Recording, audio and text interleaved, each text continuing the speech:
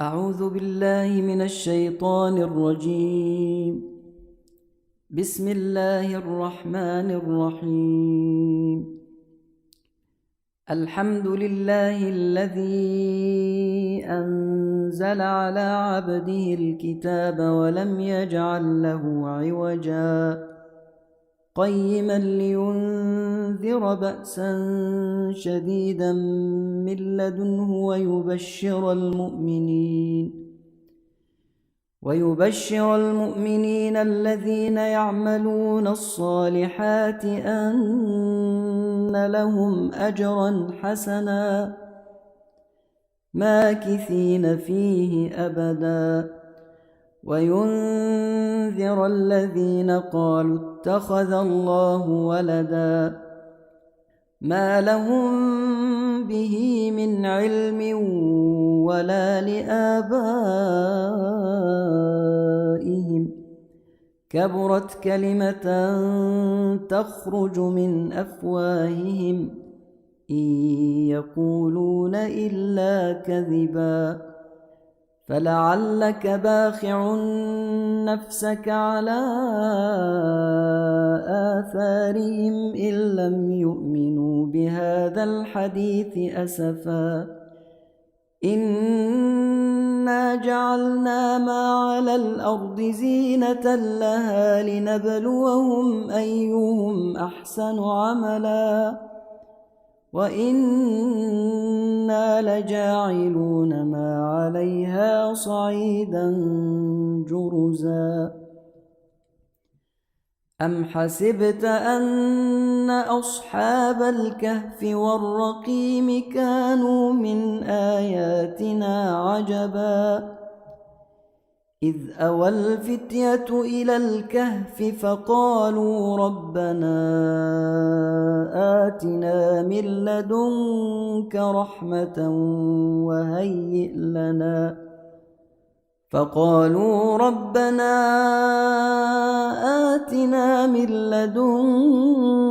رحمة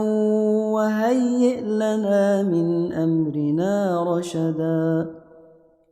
فضربنا على آذانهم في الكهف سنين عددا ثم بعثناهم لنعلم أي الحزبين أحصى لما لبثوا أمدا نحن نقص عليك نبأهم بالحق إنهم فتية آمنوا بربهم وزدناهم هدى وربطنا على قلوبهم إذ قاموا فقالوا ربنا رب السماوات والأرض لن ندعو من دونه إلها لقد قلنا إذا شططا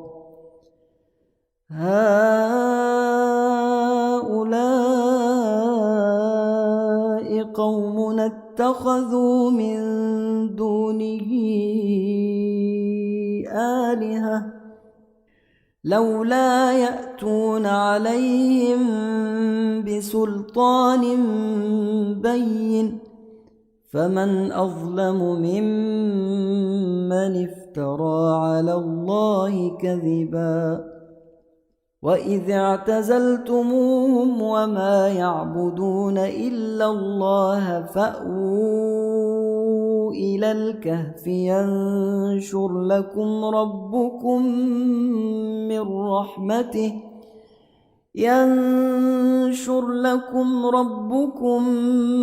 من رحمته ويهيئ لكم من أمركم مرفقا وترى الشمس إذا طلعت تزاور عن كهفهم ذات اليمين وإذا غربت تقرضهم ذات الشمال وهم في فجوة منه ذلك من آيات الله من يهد الله فهو المهتد ومن يضلل فلن تجد له وليا مرشدا وتحسبهم أيقاظا وهم رقود ونقلبهم ذات اليمين وذات الشمال وكلبهم باسط ذراعيه بالوصيد لو اطلعت عليهم لوليت منهم فرارا ولملئت منهم رعبا وكذلك بعثناهم ليتساءلوا بينهم قال قائل منهم كم لبثتم قالوا لبثنا يوما أو بعض يوم قالوا ربكم أعلم بما لبثتم فابعثوا أحدكم بورقكم هذه إلى المدينة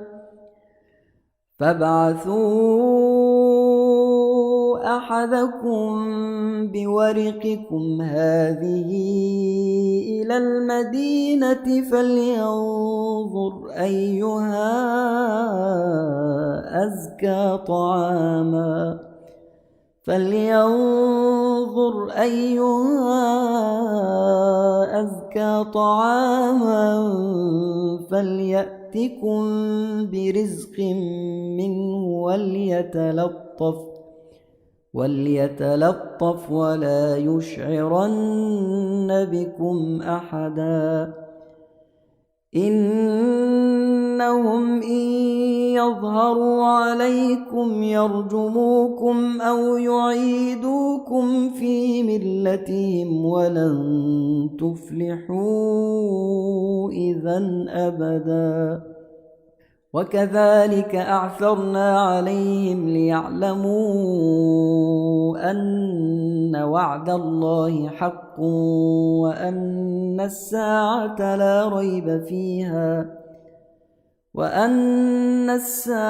لا ريب فيها إذ يتنازعون بينهم أمرهم فقالوا ابنوا عليهم بنيانا ربهم أعلم بهم قال الذين غلبوا على أمرهم لنتخذن عليهم مسجدا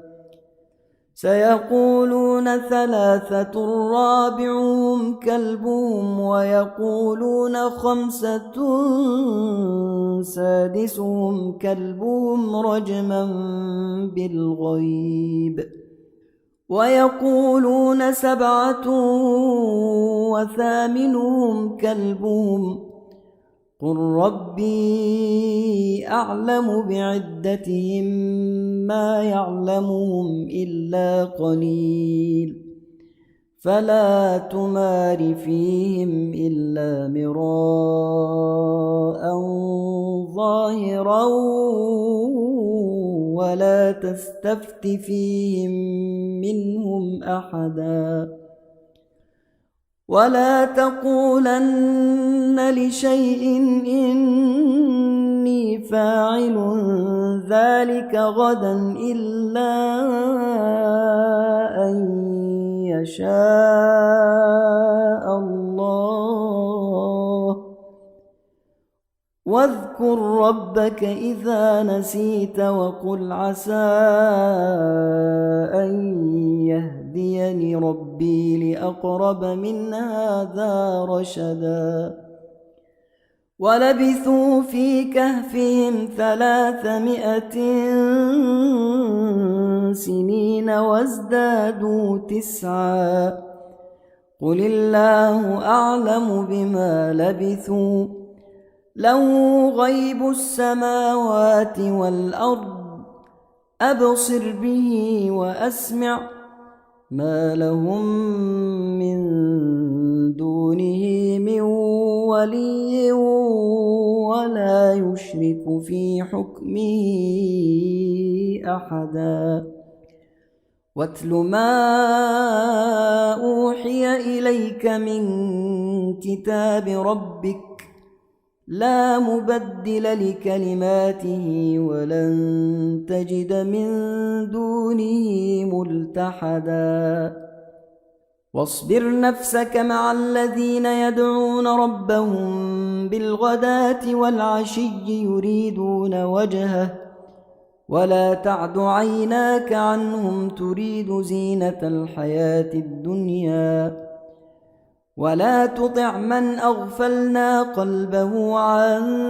ذكرنا واتبع هواه وكان أمره فرطا وقل الحق من ربكم فمن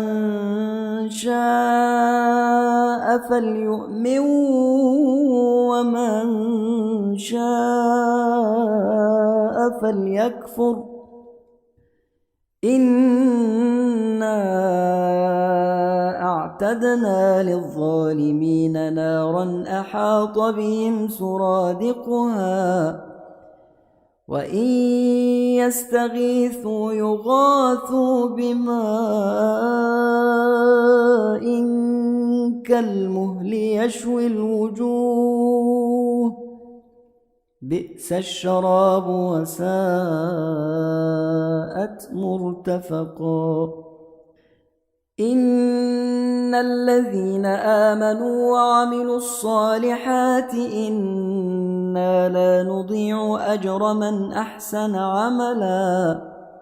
أولئك لهم جنات عدن تجري من تحتهم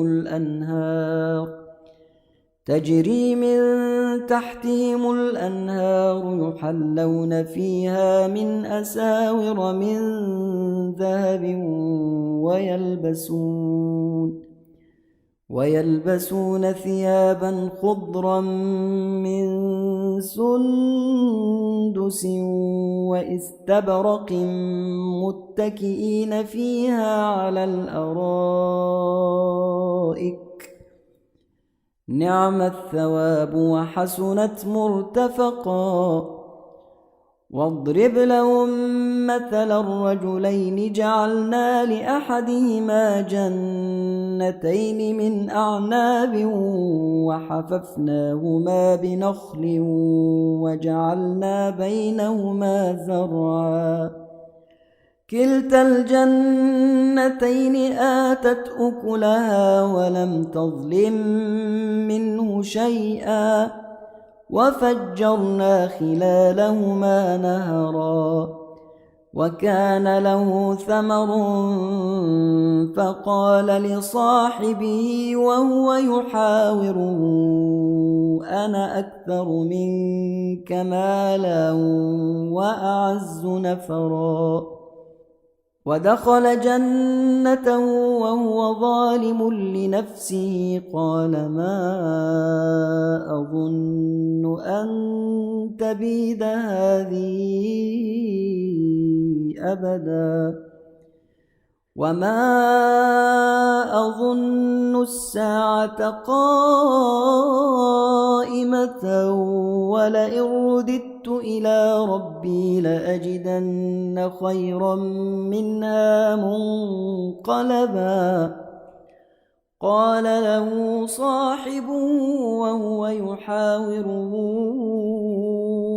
أكفرت بالذي خلقك من تراب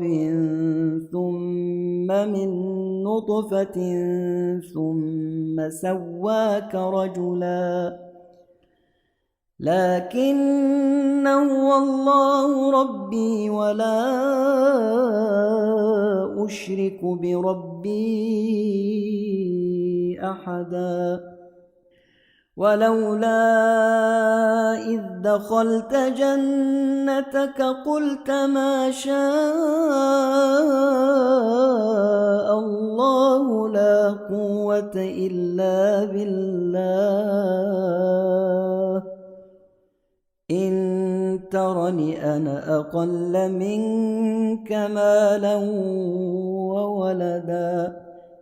فعسى ربي أن يؤتيني خيرا من جنتك ويرسل عليها حسبانا من السماء فتصبح صعيدا زلقا أو يصبح ماؤها غورا فلن تستطيع له طلبا وأحيط بثمره فأصبح يقلب كفيه على ما أنفق فيها وهي خاوية على عروشها ويقول يا ليتني لم أشرك بربي أحدا ولم تكن له فئة ينصرونه من دون الله وما كان منتصرا هنالك الولاية لله الحق هو خير ثوابا وخير عقبا واضرب لهم مثل الحياة الدنيا كماء إن أنزلناه من السماء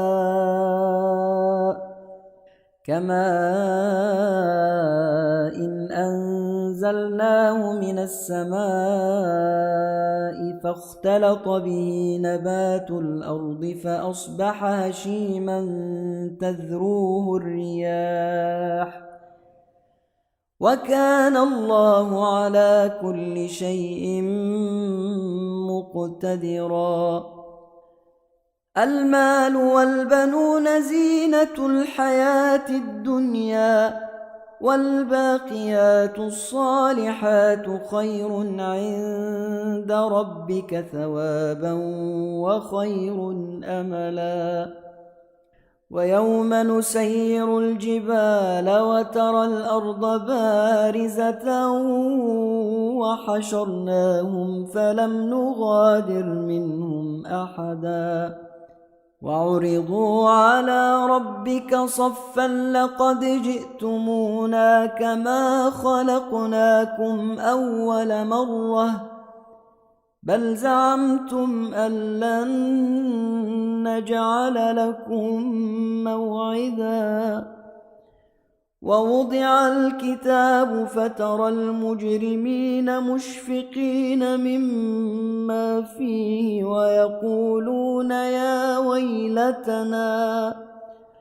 ويقولون يا ويلتنا ما لهذا الكتاب لا يغادر صغيرة ولا كبيرة إلا أحصاها ووجدوا ما عملوا حاضرا ولا يظلم ربك أحدا وإذ قلنا للملائكة اسجدوا لآدم فسجدوا إلا إبليس كان من الجن ففسق عن أمر ربه أفتتخذونه وذريته أولياء من دوني وهم لكم عدو بئس للظالمين بدلا ما أشهدتهم خلق السماوات والأرض ولا خلق أنفسهم وما كنت متخذ المضلين عضدا ويوم يقول نادوا شركائي الذين زعمتم فدعوهم فلم يستجيبوا لهم وجعلنا بينهم موبقا ورأى المجرمون النار فظنوا أنهم مواقعوها ولم يجدوا عنها مصرفا ولقد صرفنا في هذا القرآن للناس من كل مثل وكان الإنسان أكثر شيء جدلا وما منع الناس أن يؤمنوا إذ جاءهم الهدى ويستغفروا ربهم إلا أن تأتيهم سنة الأولين أو يأتيهم العذاب قبلا وما نرسل المرسلين إلا مبشرين ومنذرين ويجادل الذين كفروا بالباطل ليدحضوا به الحق واتخذوا آياتي وما أنذروا هزوا ومن أظلم ممن ذكر بآيات ربه فأعرض عنها ونسي ما قدمت يداه إنا جعلنا على قلوبهم أكنة أن يفقهوه وفي آذانهم وقرا وإن تدعوهم إلى الهدى فلن يهتدوا إذا أبدا وربك الغفور ذو الرحمة لو يؤاخذهم بما كسبوا لعجل لهم العذاب بل لهم موعد لن يجدوا من دونه موئلا وتلك القرى أهلكناهم لما ظلموا وجعلنا لمهلكهم موعدا وإذ قال موسى لفتاه لا أبرح حتى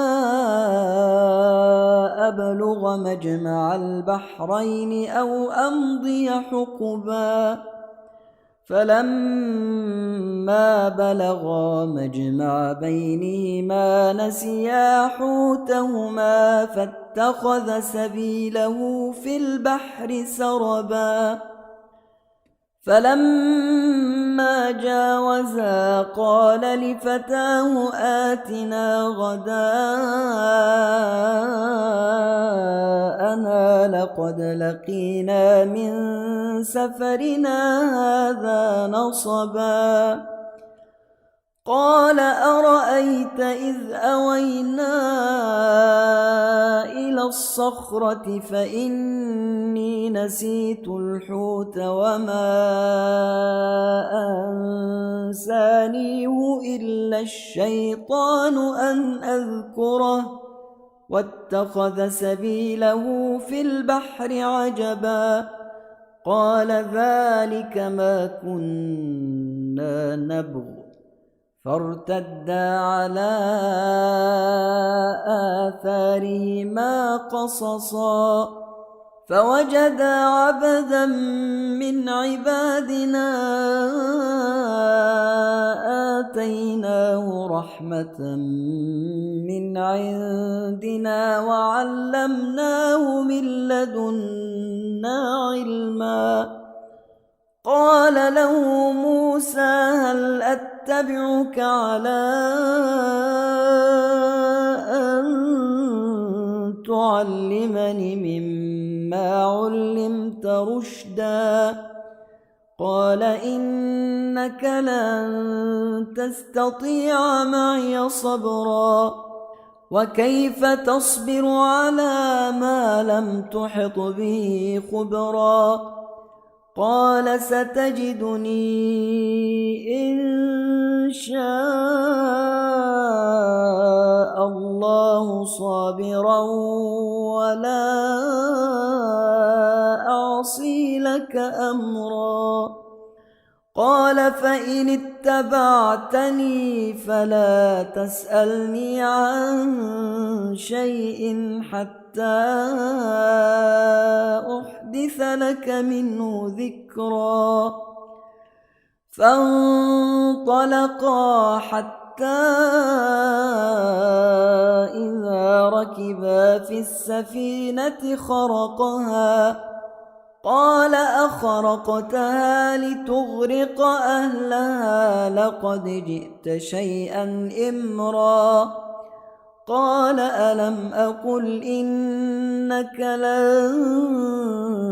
تستطيع معي صبرا قال لا تؤاخذني بما نسيت ولا ترهقني من أمري عسرا فانطلقا حتى إذا لقيا غلاما فقتله قال أقتلت نفسا زكية بغير نفس قال أقتلت نفسا زكية بغير نفس لقد جئت شيئا نكرا قال ألم أقل لك إنك لن تستطيع معي صبرا قال إن سألتك عن شيء بعدها فلا تصاحبني قد بلغت من لدني عذرا فانطلقا حتى إذا أتيا أهل قرية استطعما أهلها فأبوا أن يضيفوهما فوجدا فيها جدارا يريد أن ينقض فأقامه قال لو شئت لاتخذت عليه أجرا قال هذا فراق بيني وبينك سأنبئك بتأويل ما لم تستطع عليه صبرا أما السفينة فكانت لمساكين يعملون في البحر فأردت أن أعيبها وكان وراءهم ملك يأخذ كل سفينة غصبا وأما الغلام فكان أبواه مؤمنين فخشينا أن يرهقهما طغيانا وكفرا فأردنا أن يبدلهما ربهما خيرا منه زكاة وأقرب رحما وأما الجدار فكان لغلامين يتيمين في المدينة وكان تحته كنز لهما وكان أبوهما صالحا فأراد ربك أن يبلغا أشدهما ويستخرجا كنزهما رحمة من ربك وما فعلته عن أمري ذلك تأويل ما لم تسطع عليه صبرا ويسألونك عن ذي القرنين قل سأتلو عليكم منه ذكرا إنا مكنا له في الأرض وآتيناه من كل شيء سببا فأتبع سببا حتى إذا بلغ مغرب الشمس وجدها تغرب في عين حمئة ووجد عندها قوما قلنا يا ذا القرنين إما أن تعذب وإما أن تتخذ فيهم حسنا قال أما من ظلم فسوف نعذبه ثم يرد إلى ربه فيعذبه عذابا نكرا وأما من آمن وعمل صالحا فله جزاء الحسنى وسنقول له من أمرنا يسرا ثم أتبع سببا حتى إذا بلغ مطلع الشمس وجدها تطلع على قوم لم نجعل لهم من دونها سترا كذلك وقد أحطنا بما لديه خبرا ثم أتبع سببا حتى إذا بلغ بين السدين وجد من دونهما قوما لا يكادون يفقهون قولا قالوا يا ذا القرنين إن يأجوج ومأجوج مفسدون في الأرض فهل نجعل لك خرجا على أن تجعل بيننا وبينهم سدا قال ما مكني فيه ربي خير فأعينوني بقوة أجعل بينكم وبينهم ردما آتوني زبر الحديد حتى إذا ساوى بين الصدفين قال انفخوا حتى إذا جعله نارا قال آتوني أفرغ عليه قطرا فما استطاعوا أن يظهروه وما استطاعوا له نقبا قال هذا رحمة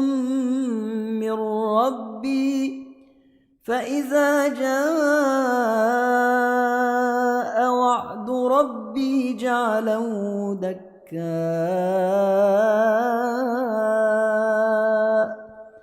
وكان وعد ربي حقا وتركنا بعضهم يومئذ يموج في بعض ونفخ في الصور فجمعناهم جمعا وعرضنا جهنم يومئذ للكافرين عرضا الذين كانت أعينهم في غطاء عن ذكري وكانوا لا يستطيعون سمعا أفحسب الذين كفروا أن يتخذوا عبادي من دوني أولياء إنا أعتدنا جهنم للكافرين نزلا قل هل ننبئكم بالأخسرين أعمالا الذين ضل سعيهم في الحياة الدنيا وهم يحسبون أنهم يحسنون صنعا أولئك الذين كفروا بآيات ربهم ولقائه فحبطت أعمالهم فلا نقيم لهم يوم القيامة وزنا ذلك جزاؤهم جهنم بما كفروا واتخذوا آياتي ورسلي هزوا إن الذين آمنوا وعملوا الصالحات كانت لهم جنات الفردوس نزلا خالدين فيها لا يبغون عنها حولا قل لو كان البحر مدادا لكلمات ربي لنفد البحر قبل أن تنفد كلمات ربي ولو جئنا بمثله مددا قل إنما أنا بشر مثلكم يوحى إلي أنما إلهكم إله واحد فمن كان يرجو لقاء ربه فليعمل عملا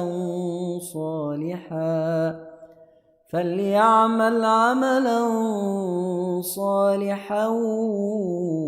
ولا يشرك بعبادة ربه